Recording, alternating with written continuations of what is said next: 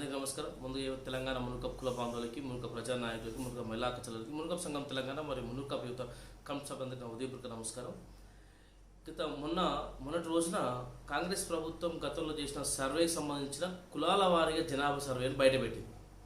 దీన్ని బయటపెట్టిన తర్వాత ఈ 2 రోజుల నుంచి మన మునుకప్ కుల బాంధవులు అందరూ కొత్తోళ్ళు, పాతోళ్ళు, లేనోళ్ళు, పడుకున్నోళ్ళు, లేనోళ్ళు అందరూ ఎగబడి దీన్ని ఖండిస్తున్నాం అని చెప్పి పెడతా ఉన్నారు. నాకు ఒక విషయం అర్థం కాదు. గతంలో బీఆర్ఎస్ ప్రభుత్వం అధికారంలో ఉన్నప్పుడు సమగ్ర సర్వే చేసినప్పుడు కూడా మున్నూరు కాపులు 25 లక్షల చిల్లర అని చెప్పారు. అది అధికారికంగా ప్రభుత్వం ఏం చెప్పలేదు, కానీ మనకు ఇక్కడ సమాచారంతో 25 లక్షల మున్నూరు కాపులు అని చెప్పారు. అప్పుడు మనం ఖండించినాం. మేము ఉన్నది 30-40 లక్షల మంది, మీరు 20 లక్షలు ఎట్లా అంటారని చెప్పి ఆ రోజు బీఆర్ఎస్ ప్రభుత్వాన్ని అధికారంలో ఉన్నప్పుడు ఖండించినాం. ఇప్పుడు ఈ కాంగ్రెస్ ప్రభుత్వం కూడా మున్నూరు కాపులు 13 లక్షలు అని చెప్పి అంటున్నాం. వీళ్ళని కూడా ఖండిస్తున్నాం. సరే, ఓకే, రేపు ఇంకొక ప్రభుత్వం వస్తుంది, ఇంకో పార్టీ ఇంకో ప్రభుత్వం రేపు మళ్ళీ అధికారంలోకి వస్తుంది. అప్పుడు వాళ్ళు సర్వే చేస్తారు. అప్పుడు లేదు, మున్నూరు కాపులు కేవలం 10 లక్షలే అంటారు. అప్పుడేం చేద్దాం? అప్పుడు కూడా ఖండిద్దామా? తర్వాత ఇంకొక ప్రభుత్వం వస్తుంది, ఇంకో ప్రభుత్వం 5 లక్షలు అంటుంది. అప్పుడేం చేద్దాం? అలా ఖండిద్దామా? ఇంకో ప్రభుత్వం అసలు మున్నూరు కాపులు లేదు తెలంగాణ అంటే అప్పుడు ఏం చేస్తాం? అప్పుడు ఖండిస్తాడు ఎవడిగా? లేదని చెప్పింది కదా, నువ్వు ఎట్లా ఖండిస్తావు? అంటే పరిస్థితి ఏంటంటే మనం కేవలం ఖండించడం, తిరస్కరించడం వరకు మాత్రమే ఉంది. మరి ఇవన్నీ చేయడం కన్నా మనం ఒక సర్వే చేద్దాం. సరే, ప్రభుత్వం మీద గత ప్రభుత్వం సర్వే చేసింది, తప్పులు తడకలు. ఈ ప్రభుత్వం సర్వే చేసింది, తప్పులు తడకలు. సరే, ఓకే, మరి మనం సర్వే చేద్దాం, మనం చేసి ప్రభుత్వానికి ఇద్దాం. ఇది మేము ఉన్న జనాభా, ఇక్కడ ఈ గ్రామంలో ఇంతున్నాం, ఈ మండలంలో ఇంతున్నాం, ఈ జిల్లాలో ఇంతున్నాం, ఈ నియోజకవర్గాల్లో ఇంతున్నాం, తెలంగాణ రాష్ట్ర వ్యాప్తంగా ఇంత జనాభా ఉన్నాం, మనం ఇద్దాం నివేదిక ప్రభుత్వానికి. అదే కదా మేము చేసేది మునుకప్ గ్రామస్థాయి సర్వే. దీన్ని ఎగతాలు చేయడం, మేము వేసామంటే ఇలా చేస్తారా, ఇలా అవుతుందా, మీరే డైరెక్ట్ ప్రతి మండలం పోయి చేయాలంటే అవుతుందా? ఇలా ఎన్ని రోజులు తిరుగుతారు? ఇట్లా ఈ 600 మండలాలు ఎన్ని రోజులు తిరగాలి? తిరుగుదాం, 2 సంవత్సరాలు 3 సంవత్సరాలు తిరుగుదాం. గత ప్రభుత్వం కించపరిచినప్పుడు మనం ఏం చేయలేదు, ఈ ప్రభుత్వం మనం కించపరుస్తున్నప్పుడు మనం ఏం చేయం. మరి ఎప్పుడు ఏం చేస్తాం? ఇంకెప్పుడు మనం మారుదాం? ఇంకెప్పుడు మనం మారాలి? ఎన్ని రోజులు ఇవన్నీ మనం చూసుకుంటూ ఉండాలి? మనమే సర్వే చేస్తాం. సార్, ఇంకొక 2 సంవత్సరాలు చేస్తాం కావచ్చు. కుల బాంధవుల సహాయ సహకారాలు అంతా ఇంకా తొందరగా చేస్తాం. సహాయ సహకారం అందకపోతే కొంచెం ఆలస్యంగా చేస్తాం. మొత్తానికైతే చేస్తాం. ఒక చరిత్ర సృష్టిస్తాం. రేపు వచ్చే ప్రభుత్వానికి మున్నూరు కాపులు లేదు 10 లక్షలు ఉన్నారంటే ఆ ప్రభుత్వానికి బుద్ధచ్చలాగా మనం జనాభా సర్వే చేసి ఆ సర్వేని ఆ ప్రభుత్వం ముందు పెడతాం. కావాలంటే నువ్వు చెక్ చేసుకో అని చెప్పి. అది ఇప్పుడు 2 మండలాల్లో సర్వే చేసినాం. మేము 2 మండలాలు 3 మండలాలు సర్వే చేసినాం. ఇప్పుడు ప్రభుత్వం ఈ మండలంలో ఇంత ఉంది అంటే 500 ఉన్నారు అంటే లేదు 1000 మంది ఉన్నామని నేను సూచించగలుగుతాను. ఎందుకంటే నాకు ఆధారం ఉంది. మరి ఖండించే వాళ్ళకి అందరి దగ్గర ఏమున్నది? ఏ ఆధారం ఉన్నది? జస్ట్ ఖండించడానికి మాత్రమే. ఇక లేస్తారు, తెల్ల ఆడినంత అవకాశం దొరికింది చాలు కదా. లేచి ఇక మేము ఉన్నోళ్ళు లేని వాళ్ళు అందరూ, పడుకున్న వాళ్ళు గిట్టుకున్న వాళ్ళు అందరూ లేచి ఇక ఖండిస్తూనే ఉంటారు. ఇదే పని మనం అందరూ కనిపించాలి, మనం కనిపించాలి అంతే, అదే పని. తప్ప దీనికి పరిష్కారం, శాశ్వత పరిష్కారం ఏం చేద్దాం? ఒక శాశ్వత పరిష్కారం ఎవరు ఆలోచించాలి? మేధావులు కూడా ఖండించబడుతున్నారు. నాకు అర్థం కాదు. సరే, తప్పకుండా దీన్ని మేము సమర్థిస్తలేము. డెఫినెట్లీ తప్పు తడక, ఈ సర్వే అంతా తప్పులు తడక. కాబట్టి మేము ఖండించడం కన్నా మనం డిమాండ్ చేయాలి. ఫస్ట్ ఏమని డిమాండ్ చేయాలి? మీరు ఎట్లా 13 లక్షలు అంటారు, మేము 30 లక్షలు, ఇదో మా ఆధారం, మా దగ్గర ఆధారం, మేము చేసే సర్వే ఇది, కావాలంటే ప్రభుత్వం దీన్ని చెక్ చేసుకోండి అని చెప్పి ప్రభుత్వానికి ఇవ్వాలి. ఆ విధంగా మీరు ఎట్లా మనం డిమాండ్ చేయాలి. మేము ఉన్నది 30 లక్షల మంది, మీరు ఎట్లా 13 లక్షలు అంటారు అంటే ప్రభుత్వం అడుగుతుంది, ఎట్లా చెప్తున్నాం 30 లక్షల మంది ఉన్నాం అడుగుతుంది. అప్పుడు మనం సర్వే తీసుకెళ్ళి ప్రభుత్వం ముందు పెడతాం కదా. పేపర్ తీసుకెళ్ళి ప్రభుత్వం ముందు పెడతాం కదా. ఏ గ్రామాల్లో, ఏ మండలాల్లో, ఏ నియోజకవర్గాల్లో, ఏ జిల్లాలో, ఏ రాష్ట్ర వ్యాప్తంగా ఎంతమంది జనాభాలో ప్రభుత్వం ముందు పెడతాం కదా. ప్రభుత్వం దానిపైన విచారణ చేస్తుంది కదా. అప్పుడు తేలిపోతుంది కదా. ఇంకోసారి ఏ ప్రభుత్వాలు కూడా ఈ రకంగా మున్నూరు కాపులు విమర్శించాయి కదా.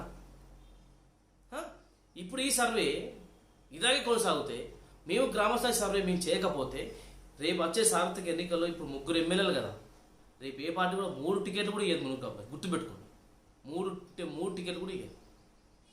దయచేసి ఈ విషయం గుర్తుపెట్టు. అంటే రాజకీయంగా మున్నూరు కాపులు అలగొక్కడం వల్ల సామాజికంగా ఆర్థికంగా మున్నూరు కాపులు వెనుకబడిపోతారు.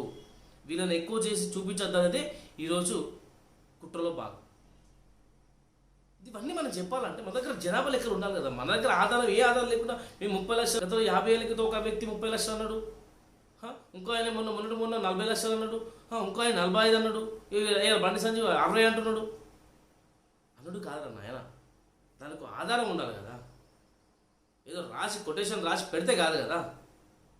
రేపు ప్రభుత్వం అడుగుతుంది ఎట్లా చెప్తున్నావు భయ్, నువ్వు ఎట్లా చెప్తా, సరే ఓకే ముందు కాపులంతా ఖండించారు కదా, రేపు ఎట్లా చెప్తున్నారు మీరు, లెక్కలు చూపించండి, మీ లెక్కలు చూపించండి.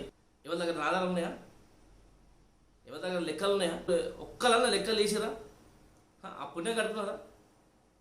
కాబట్టి చెప్తా ఉన్నాం, దయచేసి మన సర్వేని మనమే చేసి, మన దగ్గర మన సర్వే డీటెయిల్ వివరాలు ఉంటే, మన గ్రామస్థాయి సర్వే చేసిన తర్వాత మళ్ళీ కుటుంబ పరంగా ఒక సర్వేని మనమే, అంటే గ్రామస్థాయి సర్వే చేసినాక కుటుంబ సర్వే 10 రోజుల్లో అయిపోతుంది.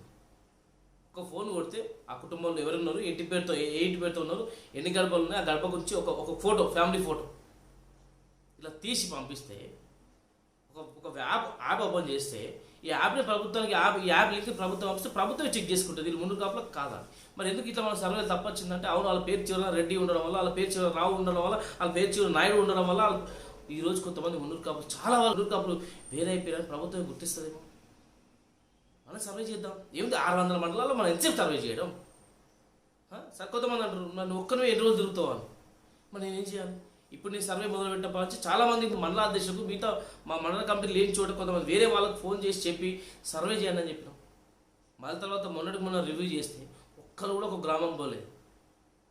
మరి వాళ్ళకు వ్యక్తిగత పనులు ఉంటాయి, మాకు వ్యక్తిగత పనులు ఉంటాయి, తప్పదు. కానీ ఎవడో ఒకటి చేయాలి కదా. ఎవడు చేయకుండా ఇట్లాగే మనం ఖండించుకుంటూ పోతుంటే రేపు రాను ఒకనాడు తెలంగాణలో మున్నూరు కాపులు ఉండేవాళ్ళు అనే పరిస్థితికి వస్తాం మనం.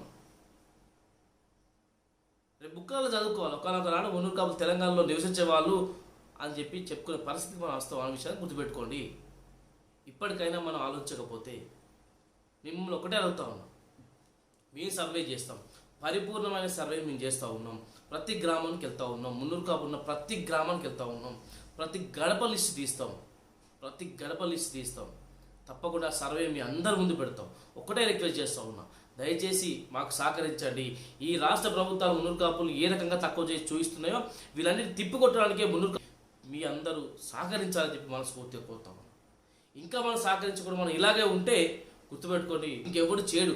రాబోయే భవిష్యత్ తరాల మున్నూరు కాపుల్ని మనం ఇబ్బందికి గురి చేస్తాం.